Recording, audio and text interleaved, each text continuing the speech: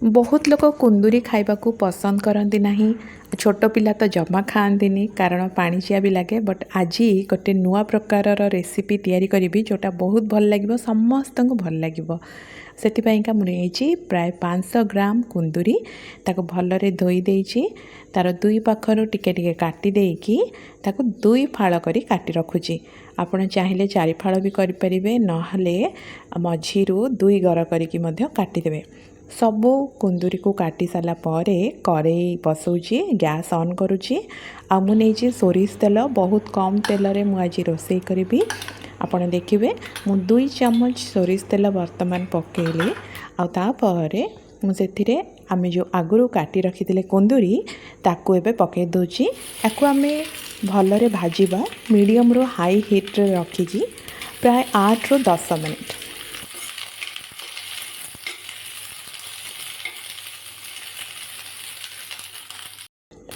तापर 10 मिनिट पर आम कुंदूरी भाजी होगी रेडी हो साराणी। एबे मु ताको गोटे पात्र को काढ़ी दौची। एबे सेई कड़ई रे आउ जो गोटे चम्मच सोरिष तेल थिला सेई तेल को दौची। आपण को भी तेल व्यवहार करि परिबे, रिफाइन तेल, सोरिष तेल जहाँ भी। एबे सोरिष तेल गोटे चम्मच दे सारा पर किछि सुखिला मसला दौची। डालचीनी 2 खंड छोट छोट, 2टा गुजराती आउ 3टा लवंग। एतक दे सारा पर मुझे आउ टिके किछि फुटण फुटेबी। मु नेइछि गोटे छोट चम्मच शाही जीरा नेइछि। आउ ता सहित मु गोटे छोट चम्मच पान मधुरी भी नेइछि। जो पान मधुरी देले मसला रे आम कुंदूरी मसला रे गोटे बहुत बढ़िया फ्लेवर आसीबो। तापरे मु पियाज दौची। 3टा मीडियम साइज रो पियाज पूरा छोट छोट काटी देइछि। एबे आमे पियाज को भल भाबरे भाजिबा पूरा गोल्डन कलर हबा जाए।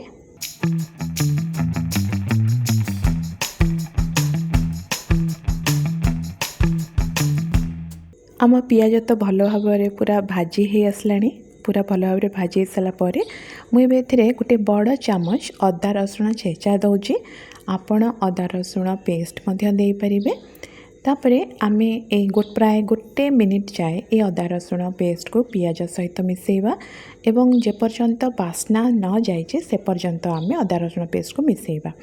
एबे मु गैस को लो फ्लेम रे रखिकी मसला पकाउची। लंका गुंड, नाली लंका गुंड देइची, हळदी देइची, टिके अधिका धनिया गुंड देइची, आ गोटे छोट चम्मच जीरा गुंड देइची। आपण देखि परथिबे मु बहुत कम मसला व्यवहार करिछि। आउ एबे गैस पूरा लो रे रखिछि, जेहेतु गुंड मसला पकेछि तले लागि जिबार भय अछि। सेतिपई बहुत लो रे रखिकी प्रथमे टिके भाजिला पर आधा कप पानी दे दोछि। एबे मसला को सिम रे रखिकी मु 5 मिनिट पई कि छाड़ी दोछि। मसला टिके भलरे भाजी हे जिवो जेमतिका। आ तापर देखंतु गोटे मुठा बादाम मंजी भाजी कि नै जे चोपा छड़ी रे नै जे एबे था गुंड करिया पई नौछि। आ तापर देखंतु मु अल्प अल्प करी पानी दौची। आ मसला को भाजुची पूरा सिम रे रखिछि। मु एबे गैस रो फ्लेम को जो अल्प पानी मु देइथिली एबे फुटी आसलानी। तो एबे आमे सेतिरे हमर बादाम गुंड को पकई दबा। मु गोटे मुठा बादाम नेइथिली देखंतु आ पूरा गुंड कर देइछि, माने दरदर छेचा नै पूरा गुंड अछि बादाम। एबे ये बादाम मिसेबा परे ना तरकारी रे गोटे बहुत बढ़िया बास्ना आसीबो। आ थिकनेस भी दबो, बढ़िया ग्रेवीटा भी बहुत टेस्टी लागिबो। एबे देखंतु मु पानी दे दोची, प्राय आधा कप पानी दे दोची। आउ आम झोल फुटी आसले सेतिरे मु एबे स्वाद अनुसार लुण दौची।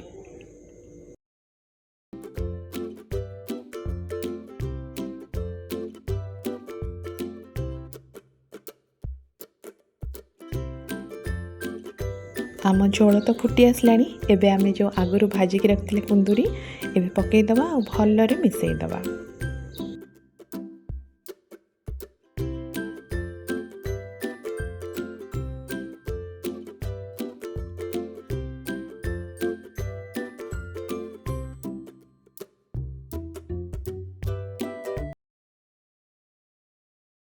एबे आपण जेतिकी आपण को पानी दरकार, माने झोल दरकार, से हिसाब रे आपण पानी दे परिबे। मु एठी प्राय आधा कप पानी देइथिली। आउ तापरे मु आउ अधा कप पानी भी देइथिली जोटा मु वीडियो रे देखै पारेनी। तरकारी रे आवश्यकता अनुसार पानी दे सारला परे आमे ढांकी दबा प्राय 15 मिनिट पर्यंत, नहले सही पर्यंत जे पर्यंत आमर कुंदुरी सबू सीझी जाइछि। प्राय 10 रु 15 मिनिट परे आमे ढांकुणी खोली दबा। आउ आमर कुंदुरी प्राय सीझी आसिलानी। एबे आमे टिके ताको मिसई दबा।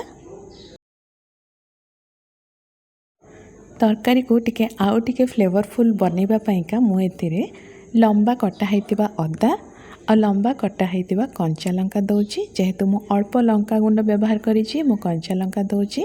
आपण जदि बेसी राग खाउथांती ताहले लंका गुंड आउ टिके बढ़ाई देबे आ कंचा लंका मध्य आउ टिके बढ़ाई देबे।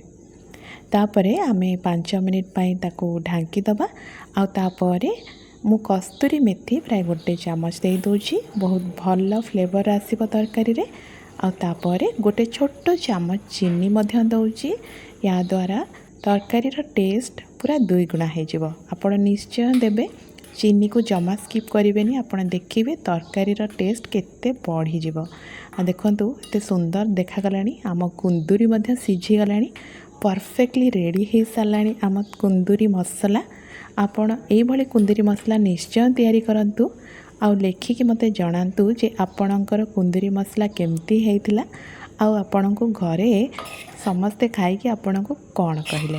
मो वीडियो भल लागिथिले गोटे लाइक करिवे और चैनल को सब्सक्राइब तो निश्चय करिवे। आउ हाँ, सबुठु इम्पोर्टेंट हैला एई सीजन रे कुंदुरी मिलुची। आउ कुंदुरी को आपण निश्चय तैयारी करंतु, देखिबे आपणको बहुत भल लागिबो। आशा करूची मो वीडियो आपणको भल लागिथिबो। बहुत बहुत धन्यवाद आपण मो वीडियो देखिथिबारो।